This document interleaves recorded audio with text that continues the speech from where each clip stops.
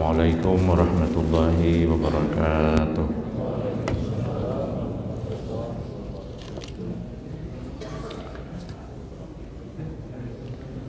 Bismillahirrahmanirrahim. Alhamdulillahirabbil alamin. Wassalatu wassalamu ala asyrafil anbiya'i wal mursalin. Nabiyyika wa rasulika Muhammadin khatamin nabiyyin wa ala alihi wa ashabihi ajma'in. Amma ba'du. Bapak-bapak dan ibu-ibu jamaah salat subuh Masjid Al-Muhajirin Jalan HKSN yang ulun muliakan. Alhamdulillah, syukurillah, pada subuh hari ini kita sehat-sehat dan dapat kembali bersama-sama melaksanakan salat. Kemudian dilanjutkan dengan pengajian beberapa ayat Al-Quran yang subuh hari ini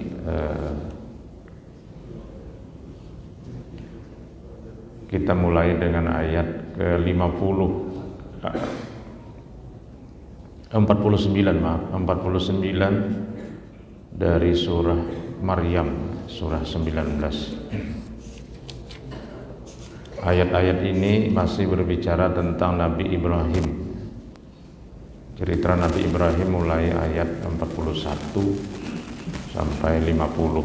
Jadi ada 10 ayat.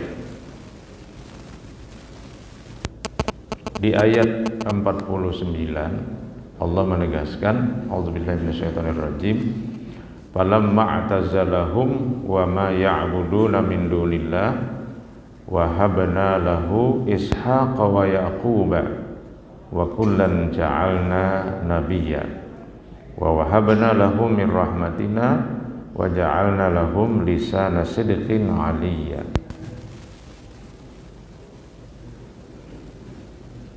Jadi setelah meminta izin secara baik-baik ya, pada ayat 47 kepada orang tuanya dan mengucapkan selamat tinggal, kata-kata salamun alaika di ayat 47, serta mengharapkan yang baik-baik bagi dirinya dan mereka, Nabi Ibrahim melaksanakan ketetapannya untuk meninggalkan orang tuanya dan agama yang dianutnya.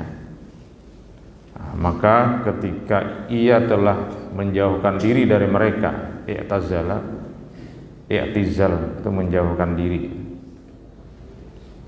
Lalu ada kelompok Mu'tazilah itu kelompok yang memisahkan diri, yaitu muridnya memisahkan diri dari gurunya, yaitu Mu'tazilah.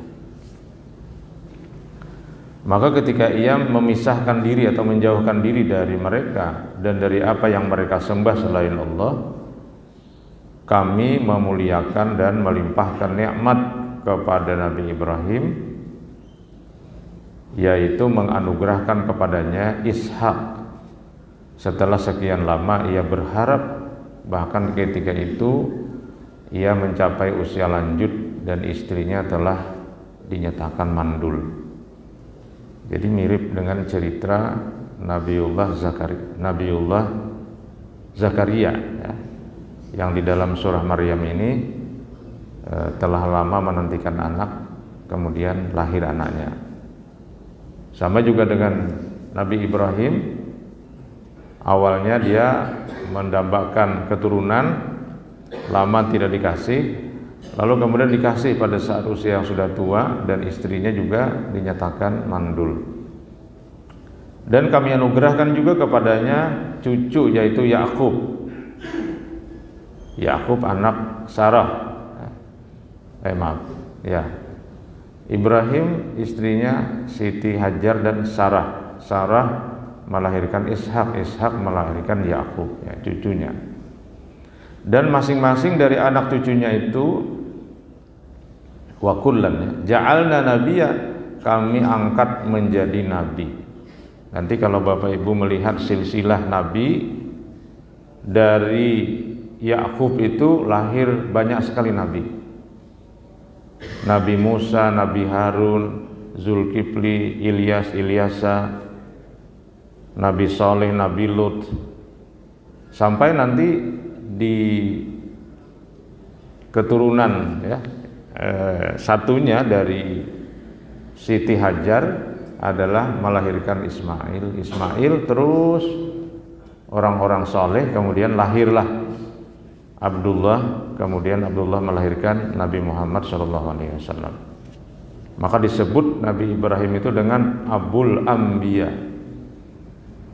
Kalau Nabi Adam disebut dengan Abul Bashar, bapaknya manusia. Kalau Nabi Ibrahim disebut dengan Abul Anbiya, bapaknya para nabi. Karena di ayat 49 ini ditegaskan wa kullan ja'alna nabiyya. Dari masing-masing anak cucunya Nabi Ibrahim itulah kami angkat mereka menjadi nabi.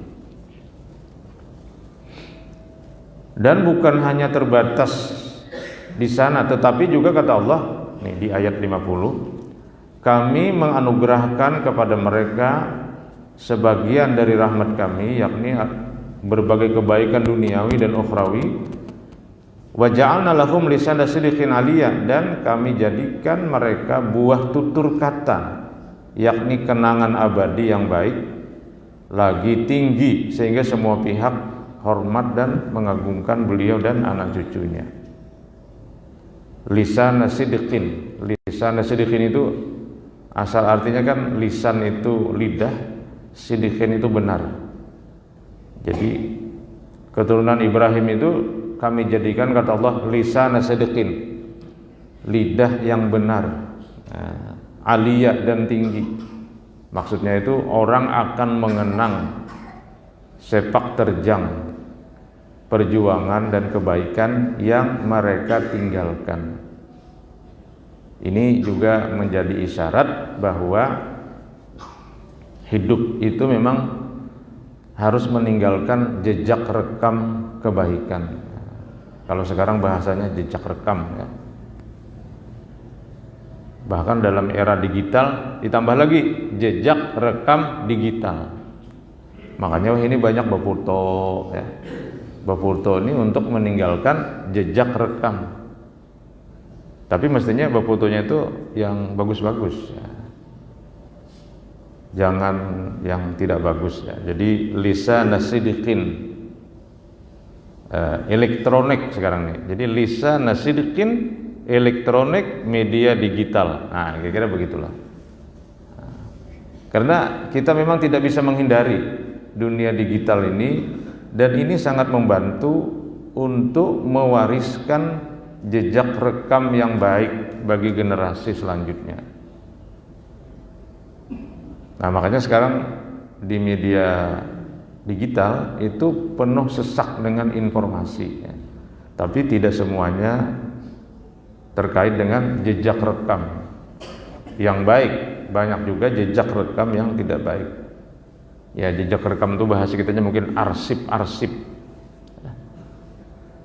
Di media sosial, di media digital, di dunia maya itu banyak arsip-arsip yang baik, tapi banyak juga yang tidak baik. Karena fungsi daripada media digital itu kan hanya merekam dia. Dia tidak memiliki kemampuan untuk misalnya memilih mana yang baik, mana yang tidak. Nah, untuk memilih dan memilah-milah mana yang baik dan tidak itu adalah manusianya nanti yang akan melakukan seleksi.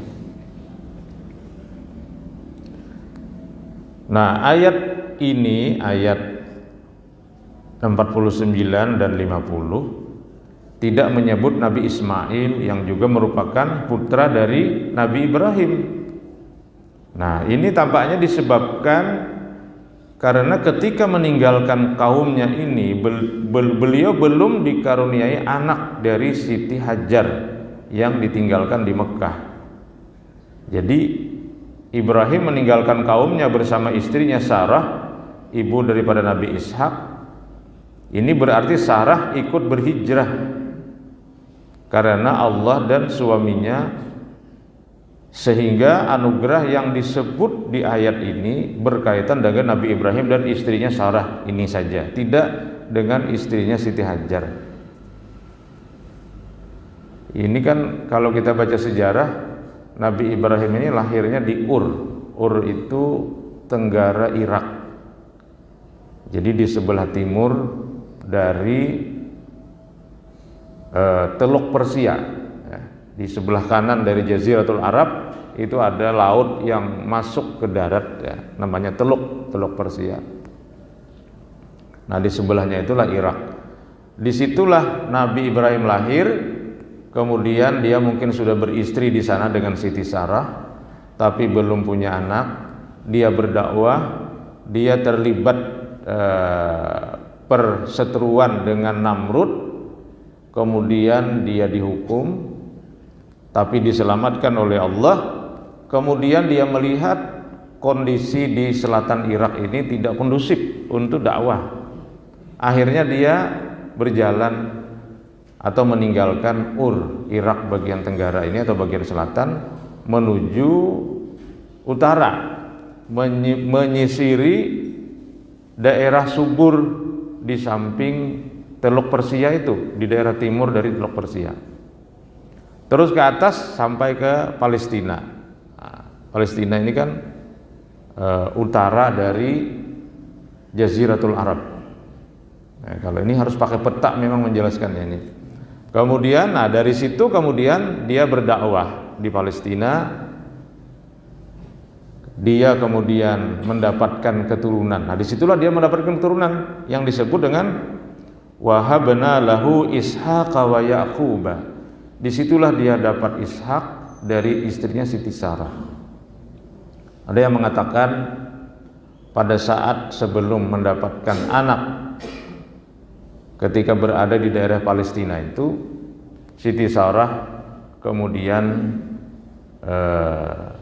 mengawinkan suaminya dengan Siti Hajar dengan harapan dapat anak. Dan akhirnya memang dapat anak dari Siti Hajar.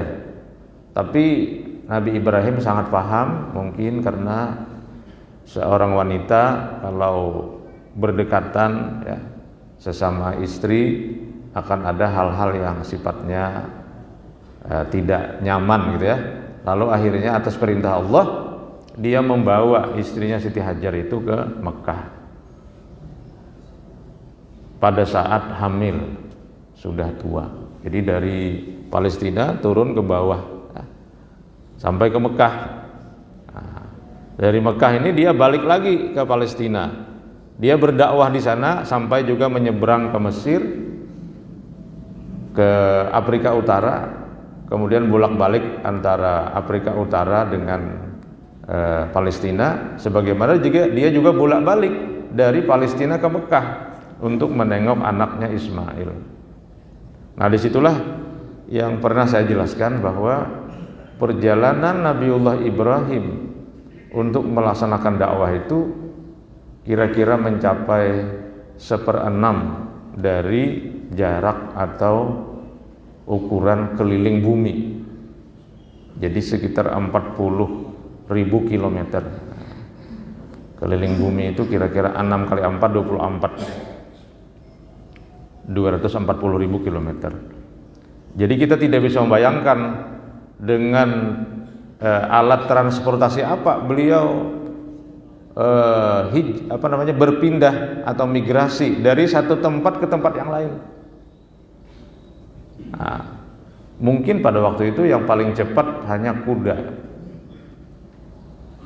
Tidak dijelaskan di dalam Al-Quran apakah Nabi Ibrahim memiliki kendaraan kuda, atau yang paling agak kuat untuk berjalan jauh adalah onta.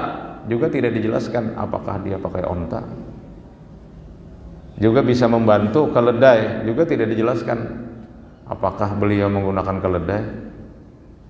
Yang pasti saya kira ya berjalan kaki. Nah, jadi kalau kita berdakwah nih dari Martapura ke HKSN, apalagi pakai mobil, itu sudah nyaman benar kita. Dapat bubur lagi kan? Nah, itu sudah nyaman benar. Nabi Ibrahim dakwah ditangkap, dakwah ditangkap. Jadi luar biasa. Jadi saya kira kita membaca cerita para nabi ini adalah juga dalam rangka untuk membangun spirit atau semangat dakwah. Jadi jauh benar bedanya antara para nabi dengan kita yang hidup di era sekarang. Kita hidup dalam era industri, kemudian dalam era teknologi, dalam era digital sekarang ini, itu semuanya sudah sangat mudah.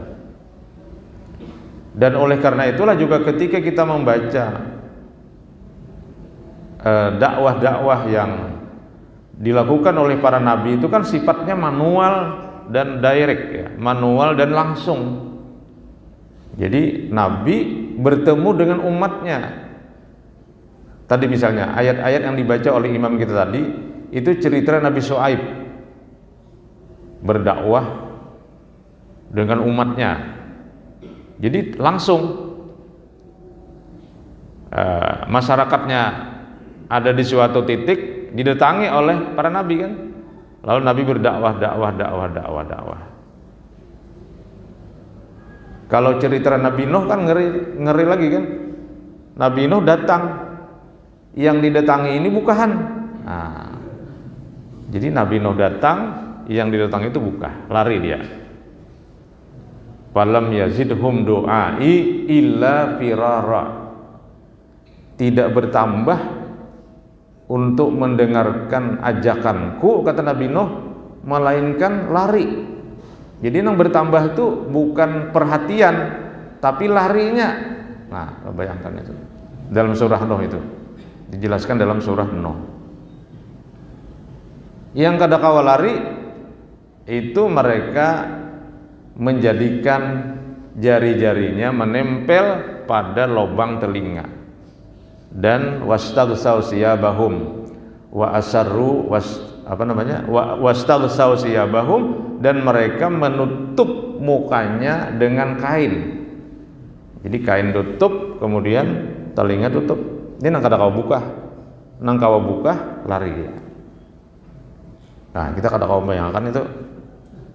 Amun ulun imbah datang orangnya kadadaan, ada banyak datang lagi. Nah, Nabi Nuh itu datang, orangnya bukahan, kena datangi pula, datangi lagi. Nah, bayangkan itu ya. Itu Nabi Nuh. Nabi Ibrahim ditangkap. Nabi kita ngeri juga. Tapi Nabi kita itu karena dijelaskan rupanya cerita para nabi sebelumnya, beliau akhirnya sangat sabar menghadapi umat itu. Dan itulah juga gunanya cerita-cerita dalam Al-Quran itu, salah satu fungsinya adalah memberikan semacam perbandingan kepada Nabi Muhammad, bahwa itu dulu umatnya Nabi Musa gini, umatnya Nabi Ibrahim gini, umatnya Nabi Nuh gini. Jadi Nabi kita sudah paham karena punya referensi sejarah dakwah para nabi yang tidak gampang. Nah, kalau Nabi kita 10-an tahun di Mekah, pengikutnya bisa dihitung dengan jari, tidak banyak. Akhirnya beliau melihat tidak kondusif, mungkin seperti tadi juga, seperti Nabi Ibrahim di daerah Ur, di daerah Irak, tidak kondusif, situasi tidak mendukung, harus tinggalkan. Nah, kalau sekarang kan dakwah itu diberikan keleluasaan oleh aturan. Kan dakwah ini kan tidak bisa dilarang, orang berdakwah mengajak kepada kebaikan dan kebenaran. Yang penting jangan sampai menghina orang lain, menghina agama lain, tidak boleh. Dakwah dalam Al-Quran diistilahkan dengan bil hikmati wal mau'izatil hasanah wajadilhum billati hiya ahsan. Jadi kalau harus mujadalah pun, misalnya berdebat ya, misalnya di sini ada penganut agama lain, dia ingin berdebat, boleh berdebat, wajadilhum billati hiya ahsan, tapi dengan cara yang baik-baik. bukan debat kusir, tapi debat pikiran. Nah, kalau debat kusir itu kan pemukul belakang kuda, itu kusir namanya. Kalau bahari sapi ada juga ya, dipukul belakangnya supaya dia lari. Kalau debat kusir itu artinya ya itu pasang badan namanya kan. Ya, pasang badan itu berarti kekerasan fisik, tidak boleh. Tapi billati ahsan, orang beradu argumen, beradu pikiran, beradu narasi ya. Kalau kita melihat di dalam TV kan ada narasi, ada pikiran dan macam-macam ya. Nah, itulah yang dilakukan oleh Nabi. Lalu akhirnya beliau pindah hijrah. Jadi ajaran hijrah ini juga ajaran para nabi-nabi dulu. Apalagi Nabi Ibrahim tadi hijrahnya tidak sedikit waktu yang beliau sisihkan untuk sebuah perjalanan yang sangat jauh. Nah, sama dengan Nabi kita hijrah ke Yasrib, di Yasrib kemudian dibangun menjadi Madinah, kemudian di sanalah beliau bisa mengembangkan dan menyebarkan Islam dari Madinah ke daerah asal Mekah, di samping juga ke utara menuju Palestina, Syam dan Palestina, kemudian ke timur melewati Teluk Persia sampai ke Irak, sampai ke Iran, sampai ke India, Pakistan, sampai ke Cina, turun ke Tenggara, sampai ke Malaysia, sampai ke HKSN. Nah, itu perjalanannya kan gitu kan. Tentu dari India atau dari Pakistan sehingga di Aceh, di Samudra Pasai singgah lagi di Demak, di Jawa, di Pulau Jawa, dari Demak sampai ke Banjar. Itu ke timur dan ke tenggara. Kemudian ke barat. Nah, menyeberang dari Laut Merah sampai ke Mesir, terus lagi ke Tripoli, terus lagi ke Tunisia, terus lagi sampai ke apa itu sebelah Tunisia tuh, semakin ke barat, Maghribi, Maroko. Setelah Maroko itu sudah samudra, tapi naik ke atas, menyeberang Selat Gibraltar sampai ke Andalusia, sampai ke Irak, sampai ke apa namanya Andalusia itu Spanyol. Dari Spanyol kemudian masuk ke berbagai wilayah, ke Inggris, ke Perancis, ke mana-mana, ke Jerman, Belanda, itu masuk ke situ Islam. Nah, itu dari mana? Dari Madinah, dari kota tempat Nabi berhijrah. Jadi kalau kita kaitkan dengan pian-pian di Muhajirin, ya mungkin ya dari sini akan menyebar. Ini kan perpemukiman baru di sini. Mungkin sebelum di sini kada tahu ulun di mana pian-piannya. Tapi akhirnya hijrah ke sini, dari sini nanti akan memancar juga kemana-mana di sini. Akan menyinari wilayah bumi Kalimantan Selatan, Banjarmasin, utara ke timur ini? Utara ya. Nah, Banjarmasin utara dan sekitarnya akan menjadi lampu yang menerangi seluruh masyarakat. Dan itulah saya kira perbandingan dakwah melalui hijrah itu sudah diceritakan dan dilakukan oleh para nabi-nabi sebelumnya. Jadi ayat-ayat ini harus kita baca dalam konteks sejarah para nabi dan rasul, yang isinya adalah sebagai teladan penyebaran agama Allah untuk umat manusia dengan radius yang sangat luas. Oleh karena itu agama disebut dengan nur. Nur itu artinya cahaya. Cahaya itu tidak berguna kalau dia disimpan di dalam satu ruangan yang pengap, yang gelap. Tapi cahaya harus dinyalakan dengan penyebaran intensitasnya ke seluruh penjuru. Semakin nyarak nur atau cahaya itu, semakin banyak orang yang tercerahkan. Tapi semakin tidak ada cahaya, ya maka tidak ada yang bisa dicerahkan. Ini yang dapat ulun jelaskan untuk ayat 49 dan 50 surah Maryam dan sekitarnya. Silahkan juga dibaca langsung di dalam ayat Al-Quranul Karim. Mudah-mudahan menambah khazanah pengetahuan kita. Amin ya rabbal alamin. Hadanallahu wa iyyakum ajma'in. Subhanaka rabbana wa bihamdika Asyhadu an la ilaha illa anta astaghfiruka wa atubu ilaik. Assalamualaikum warahmatullahi wabarakatuh.